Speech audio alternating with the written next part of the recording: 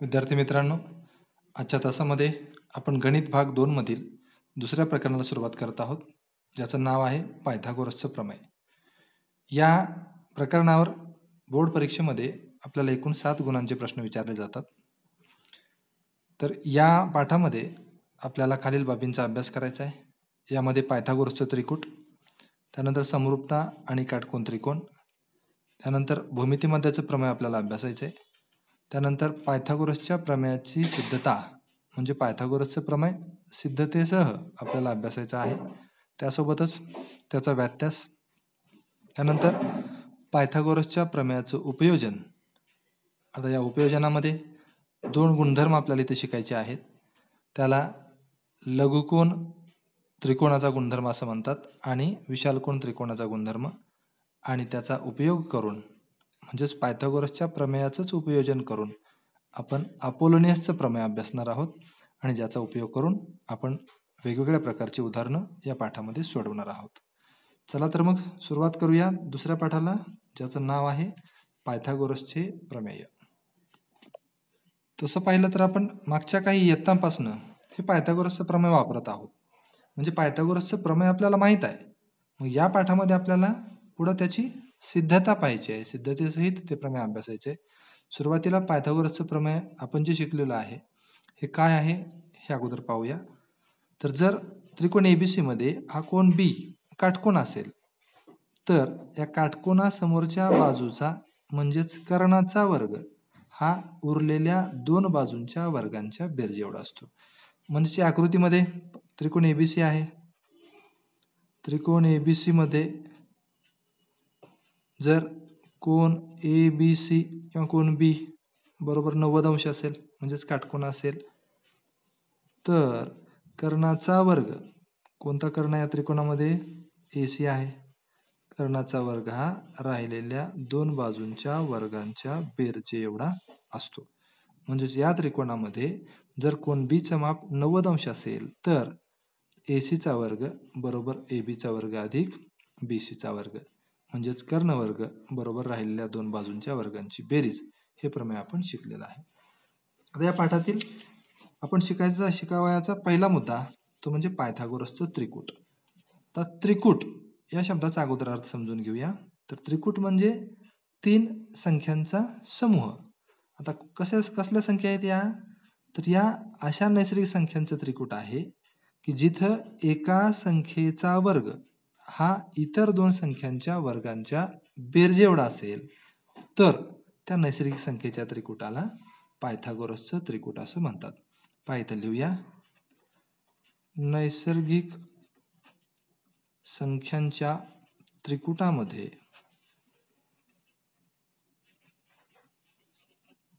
जर एका संख्येचा म्हणजेच मोठ्या संख्येचा वर्ग, एका संख्येचा वर्ग हा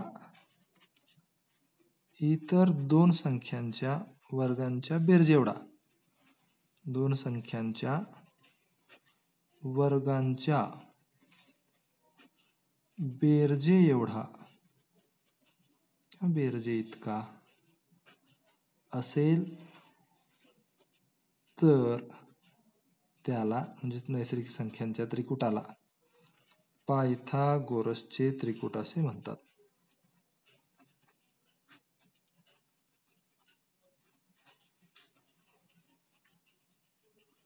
आपण उदाहरण पाहूया. उदाहरण सोपं उदाहरण घेऊया. पहिलं 3, 4 आणि 5. आता या 3, 4 आणि 5 या नैसर्गिक संख्येच्या त्रिकूटामध्ये मोठी संख्या आहे 5, हिचा वर्ग, 5 चा वर्ग बरोबर 25, याला नंबर देऊया 1. उरलेल्या 2 संख्यांच्या वर्गांची बेरीज 3 चा वर्ग अधिक 4 चा वर्ग, 3 चा वर्ग आहे 9, 4 चा वर्ग आहे 16, या दोन्हीची बेरीज 25. 1 व 2 वरून हा मोठ्या संख्येचा वर्ग बरोबर उरलेल्या 2 संख्येच्या वर्गांची बेरीज किंवा 3 वर्ग अधिक 4 वर्ग बरोबर 5 वर्ग म्हणून 3, 4, 5 हे पायथागोरसचे त्रिकूट आहे. आपल्याला असा प्रश्न विचारला जातो की खाली दिलेले त्रिकूट पायथागोरसचे त्रिकूट आहे का नाही हे तपासून पहा किंवा ते सांगा. तर त्यावेळेस आपल्याला असं त्याचं व्हेरिफिकेशन म्हणजेच पडताळा या ठिकाणी पाहून ते सांगावं लागतं. जर या दोन संख्येचा वर्ग या वर्गांची बेरीज ही मोठ्या संख्येच्या वर्गा एवढी नसेल तर ते पायथागोरसचं त्रिकूट नाही असं आपल्याला सांगता येईल. तर दुसरं एक उदाहरण घेऊया. 13, 12 आणि 5. आता हे त्रिकूट कोणत्याही क्रमाने लिहिले तरी चालतात किंवा कोणत्याही क्रमाने ते लिहितात. आता या दिलेल्या 3 संख्यांपैकी सर्वात मोठी संख्या पहा कोणती आहे, तर 13 आहे. 13चा वर्ग बरोबर 169. त्यानंतर उरलेल्या 2 संख्यांच्या वर्गाची बेरीज म्हणजेच 12चा वर्ग अधिक 5चा वर्ग. 12चा वर्ग बरोबर 144, 5चा वर्ग बरोबर 25 आणि या दोन्हीची बेरीज बरोबर 5 आणि 4 9, 4 आणि 2 6, 169 आणि म्हणून 1 व 2 वरून 12चा वर्ग अधिक 5चा वर्ग बरोबर 13चा वर्ग म्हणून 13, 12, 5 किंवा 5, 12, 13 हे पायथागोरसचे त्रिकूट आहे. अगदी सोपा आहे, त्रिकूट आहे. आता आपण पायथागोरसचं प्रमेय अभ्यासण्यापूर्वी काटकोन त्रिकोणाशी संबंधित असणारी काही गुणधर्म जे आपण मागील इयत्तेमध्ये अभ्यासलेले आहेत त्यांचा अभ्यास आपण इथं त्यांची उजळणी रिकॉल आपण या ठिकाणी करणार आहोत. त्यातला पहिला गुणधर्म आहे 30 अंश 60 अंश 90 अंश त्रिकोणाचा गुणधर्म. म्हणजे ज्या त्रिकोणाच्या कोनांची मापे 30 अंश 60 अंश आणि 90 अंश आहेत अशा त्रिकोणाचा गुणधर्म किंवा हे प्रमेय आपण गेल्या वर्षी शिकलेला आहे. पाहिजे आकृतीमध्ये त्रिकोण एबीसी आहे. लिहूया ही माहिती. त्रिकोण एबीसी मध्ये कोन सी बरोबर 30 अंश, कोन ए बरोबर 60 अंश आणि कोन बी बरोबर 90 अंश. म्हणजे त्रिकोण एबीसी हा 30 अंश 60 अंश आणि 90 अंश कोनाची माप असणारा त्रिकोण आहे. मग जर त्रिकोणाच्या कोनाची माप 30 अंश 60 अंश आणि 90 अंश असतील तर 30 अंश कोनासमोरील बाजू ही कर्णाच्या निम्म्या लांबीची, तर 60 अंश कोनासमोरील बाजू कर्णाच्या वर्गमुळात 3/2 पट असते. हे आपण गेल्या वर्षी शिकलेलो आहे. या ठिकाणी कोन सीचं माप 30 आहे, तर 30 अंश कोनासमोरची बाजू ए बी आहे म्हणून ए बी बरोबर कर्णाच्या निम्मी म्हणजे 1/2 गुणिले ए सी, कारण 30 अंश कोनासमोरील बाजू. कारण आपण गेल्या वर्षी प्रमेय शिकलोय की 30 अंश कोनासमोरील बाजू ही कर्णाच्या निम्मी असते की ज्या त्रिकोणाच्या कोनाची माप 30, 60 आणि 90 असतील. आणि बी सी ही कोन एच्या म्हणजे 60 अंश मापाच्या कोनासमोरची बाजू आहे म्हणून बी सी बरोबर ती कर्णाच्या वर्गमुळात 3/2 पट असते. या ठिकाणी कर्ण आहे ए सी म्हणून बी सी बरोबर वर्गमुळात 3/2 गुणिले ए सी, कारण 60 अंश कोनासमोरील बाजू. इथं फक्त आपण यांची उजळणी करत आहोत, यांची सिद्धता वगैरे आपल्याला इथं द्यायच्या नाहीत.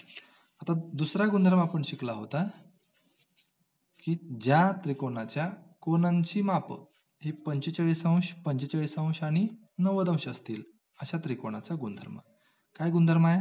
जर त्रिकोणाच्या कोनांची मापे 45 अंश 45 अंश आणि 90 अंश असतील तर 45 अंश कोनासमोरील बाजू किंवा काटकोन करणाऱ्या बाजू या दोन्ही बाजू सारख्या मापाच्या आहेत. का? तर हे दोन कोन एकरूप आहेत आणि आपल्याला माहित आहे की एकरूप कोनासमोरील बाजू एकरूप असतात. मग जर हे दोन कोन 45 अंश मापाचे असतील तर हे दोन्ही कोन एकरूप आहेत आणि म्हणून ए बी बरोबर बी सी. मग 45 अंश कोनासमोरील बाजू म्हटलं काय किंवा काटकोन करणाऱ्या बाजू म्हटलं काय, या दोन्ही बाजू सारख्याच आहेत. म्हणजेच ए बी बरोबर बी सी बरोबर त्या कर्णाच्या 1/2 पट असतात. ह्या आकृतीमध्ये दिलेली माहिती आपण लिहू. त्रिकोण ए बी सी मध्ये जर कोन ए बरोबर कोन सी बरोबर 45 अंश, त्यानंतर कोन बी बरोबर 90°, तर काटकोन करणाऱ्या बाजू AB बरोबर BC बरोबर 1/√2 गुणिले AC. ह्याला 45° 45° 90° त्रिकोणाचे प्रमेय असं म्हणतात. या ठिकाणी आपण ही गुणधर्म म्हणून या ठिकाणी फक्त उजळणी करत आहोत, जे आपण गेल्या वर्षी शिकलेलं आहे. आता आपण पायथागोरसच्या प्रमेयाची सिद्धता ही समरूप त्रिकोणाच्या आधारे देणार आहोत. तर ही सिद्धता म्हणजे पायथागोरसच्या प्रमेयाची सिद्धता देण्यासाठी आवश्यक असणार काटकोन त्रिकोणाचे समरूपते संबंधीचे गुणधर्म आपल्याला या ठिकाणी अभ्यासणं गरजेचं आहे. तर पहिला गुणधर्म आहे समरूपता आणि काटकोन त्रिकोण. याच्यामध्ये हा प्रमेय आहे. काटकोन त्रिकोणात कर्णावर टाकलेल्या शिरोलंबामुळे जे त्रिकोण तयार होतात ते मूळ काटकोन त्रिकोणाशी व परस्परांशी समरूप असतात. आता या ठिकाणी आकृतीमध्ये त्रिकोण एबीसी मध्ये कोण एबीसी हा 90° आहे. आता या ठिकाणी बिंदू बी मधून या कर्णावर सेगमेंट रेषाखंड बीडी हा शिरोलंब काढलेला आहे आणि या शिरोलंबामुळे हे दोन त्रिकोण तयार झालेले आहेत. तर हे दोन त्रिकोण मूळ काटकोन त्रिकोणाशी म्हणजे त्रिकोण एबीसीसी आणि परस्परांशी समरूप असतात, हे हा प्रमेय सांगतो आणि इथं आपल्याला ते सिद्ध करायचे. आता इथं पक्ष, साध्य आणि सिद्धता या 3 पायऱ्यामध्ये आपण ही सिद्धता लिहिणार आहोत. पक्ष म्हणजे दिलेल्या बाबी. काय दिलेला आहे तर हा काटकोन त्रिकोण आहे हे दिले. त्रिकोण एबीसी मध्ये कोन बी किंवा कोन एबीसी बरोबर 90°. त्यानंतर हा शिरोलंब आहे कर्णावर काढलेला. रेख बीडी लंब कर्ण एसी लिहा किंवा रेख एसी लिहा, रेख एसी आणि A dash D dash C म्हणजेच बिंदू डी हा ए व सी च्या दरम्यान आहे आणि हे तिन्ही बिंदू एकरेषीय आहेत. तर यावरनं साध्य काय करायचं आपल्याला तर या शिरोलंबामुळे तयार झालेले दोन त्रिकोण मूळ त्रिकोणाशी समरूप आहेत. तर त्रिकोण ए डी बी समरूप त्रिकोण. आता मूळ त्रिकोण लिहायचं आपल्याला. मग त्रिकोणाची नावं लिहित असताना समरूपतेमध्ये ती नावं योग्य त्या एकास एक संगतीनुसारच आपल्याला लिहावी लागतात. आता त्रिकोण एडीबी हा लहान त्रिकोण आहे आणि त्रिकोण एबीसी हा मोठा त्रिकोण आहे. याच्यामध्ये कोण ए हा सामायिक आहे, म्हणजेच या ठिकाणी हा एचा जो क्रमांक आहे या शिरोबिंदूचा, जर आपण याला नंबर दिले 1 2 3 म्हणजे हा ए 1 नंबरला आहे. मग इकडे सुद्धा हा एबीसी मधला ए 1 नंबरला असला पाहिजे. त्यानंतर बिंदू डी घेतलाय. तर बिंदू डीच्या ठिकाणी म्हणजेच कोण एडीबी हा काटकोन त्रिकोण आहे. तर त्रिकोण एबीसी मध्ये काटकोन त्रिकोण बी या शिरोबिंदूची आहे, म्हणून हा डी ज्या नंबरला आलेला आहे त्या नंबरला इथं बी येईल आणि उरलेला हा 3 नंबरला, म्हणजेच त्रिकोण एडीबी समरूप त्रिकोण एबीसी. त्यानंतर दुसरा त्रिकोण तयार झालाय त्रिकोण बीडीसी समरूप त्रिकोण एबीसी. हे पण एकाच एक संगतीनुसारच लिहिलेलं आहे पहा. आता या दोन त्रिकोणामध्ये त्रिकोण बीडीसी आणि त्रिकोण एबीसी मध्ये बिंदू सी हा सामायिक आहे, म्हणून याचा क्रमांक सारखा आहे 3 नंबरला आहे. त्यानंतर काटकोन घेतलेला या त्रिकोणामधला बीडीसी डी या ठिकाणी हा काटकोन तयार होतोय. त्रिकोण एबीसी मध्ये बी या ठिकाणी होतोय, म्हणजे डी ची आणि बी ची संगती सारखी आहे आणि उरलेले शिरोबिंदू पहिल्या नंबरला आपण इथं घेतलेले आहे. आणि आता हे मूळ काटकोन त्रिकोणाशी समरूप झाले आणि ते परस्परांशी म्हणजेच त्रिकोण एडीबी समरूप त्रिकोण बीडीसी हे सुद्धा आपल्याला सिद्ध करायचं आहे. आता सिद्धता लिहूया. तर दोन त्रिकोण समरूप कसे दाखवायचे आपण मागील प्रकरणामध्ये शिकलेलो आहे. या ठिकाणी अगोदर आपण हे दोन त्रिकोण समरूप आहेत हे दाखवणार आहोत. म्हणजेच त्रिकोण एडीबी आणि त्रिकोण एबीसी मध्ये त्रिकोण एडीबी व त्रिकोण एबीसी मध्ये हे दोन त्रिकोण समरूप दाखवण्यासाठी जर आपल्याला या दोन त्रिकोणाचे दोन संगतकोन एकरूप दाखवता आले तर हे दोन त्रिकोण को कसोटीने समरूप होतील. आता या दोन त्रिकोणामध्ये त्रिकोण एडीबी आणि त्रिकोण एबीसी मध्ये कोण ए हा सामायिक आहे. मग कोण ए असं लिहिण्याच्या ऐवजी कोण डी ए बी असं लिहूया. एकरूप कोण बी ए सी सामायिक. यानंतर कोण एडीबी एकरूप कोण एबीसी. कशामुळे तर हे प्रत्येकी काटकोन आहेत. पहा ए डी बी, कारण बी डी लंब ए सी आहे आणि ए बी सी हा दिलेला आहे, आणि म्हणून त्रिकोण ए डी बी समरूप त्रिकोण ए बी सी. कोणती कसोटी? कोको समरूपता कसोटी. ह्याला नंबर देऊया 1. आता त्रिकोण बी डी सी व त्रिकोण ए बी सी मध्ये, आता या दोन त्रिकोणामध्ये कोण सी हा सामायिक आहे, लिहूया तो कोण बी सी डी एकरूप कोण ए सी बी, कारण सामायिक. त्यानंतर कोण बी डी सी पहा आकृतीमध्ये एकरूप कोण ए बी सी, कारण हा प्रत्येकी काटकोन आहे, 90 अंश आहे. दिलेलं आपल्याला ते की बी डी लंब ए सी आणि कोण ए बी सी बरोबर 90 अंश, हे पण पक्षामध्ये दिलेलं आहे. आणि म्हणून त्रिकोण बी डी सी समरूप त्रिकोण ए बी सी कोणत्या कसोटीनुसार? तर कोको समरूपता कसोटीनुसार. याला नंबर देऊया 2. आता 1 व 2चं जर आपण निरीक्षण केलं तर या ठिकाणी त्रिकोण ए डी बी समरूप त्रिकोण ए बी सी आहे आणि 2 मध्ये त्रिकोण बी डी सी समरूप त्रिकोण ए बी सी आहे. म्हणजे हे दोन्ही त्रिकोण एकाच त्रिकोणाशी समरूप आहेत, त्रिकोण ए बी सी शी. त्यामुळं 1 व 2 वरून हे दोन त्रिकोण म्हणजे त्रिकोण ए डी बी व त्रिकोण बी डी सी हे आपल्याला समरूप लिहिता येतील. 1 व 2 वरून त्रिकोण ए डी बी समरूप त्रिकोण बी डी सी. आणि आपल्याला हे सिद्ध करायचं होतं पहा, त्रिकोण ए डी बी समरूप त्रिकोण ए बी सी जे आपण 1 मध्ये सिद्ध केलंय, त्रिकोण बी डी सी समरूप त्रिकोण ए बी सी जे 2 मध्ये सिद्ध केलंय, आणि त्रिकोण ए डी बी समरूप त्रिकोण बी डी सी हे आपण हे 1 व 2 वरून या ठिकाणी सिद्ध केलेलं आहे. संक्रामकता गुणधर्म आपण शिकलो होतो पहा, जर पहिला त्रिकोण दुसऱ्याशी समरूप असेल आणि दुसरा तिसऱ्याशी समरूप असेल तर ते 3 त्रिकोण परस्परांशी समरूप असतात. इथे या ठिकाणी हा त्रिकोण A D B A B C समरूप आहे आणि 2 मध्ये त्रिकोण ए बी सी हा त्रिकोण बी डी सी समरूप आहे, म्हणून त्रिकोण ए डी बी समरूप त्रिकोण बी डी सी. आणि म्हणून हे प्रमेय कोणतं प्रमेय? तर काटकोन त्रिकोणामध्ये कर्णावर टाकलेल्या शिरोलंबामुळे जे 2 त्रिकोण तयार होतात ते मूळ त्रिकोणाशी व परस्परांशी समरूप असतात. याला समरूपता आणि काटकोन त्रिकोणाचा गुणधर्म किंवा प्रमेय असे म्हणतात.